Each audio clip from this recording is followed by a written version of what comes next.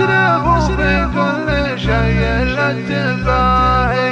شككوا في كل شيء للنوايا، واشرفوا في كل شيء للتباهي، ساهموا بالخير في حل القضايا، شوفوا والمطلوب والفرصة متاهي، لا عطى الا ما عطى رب العطايا، ومشغل وقته بغير الدين لاهي، تشترى بالمال في الماضي وصايا، من نتاج افعال الابطال الدواهي، فرق صرف المال من صرف التحايا، مثل فرق اهل التآمر والتناهي، وحرب الألسن حرب ما فيها شظايا، لكن اغلبها يشد لها انتباهي، للمجال الصدر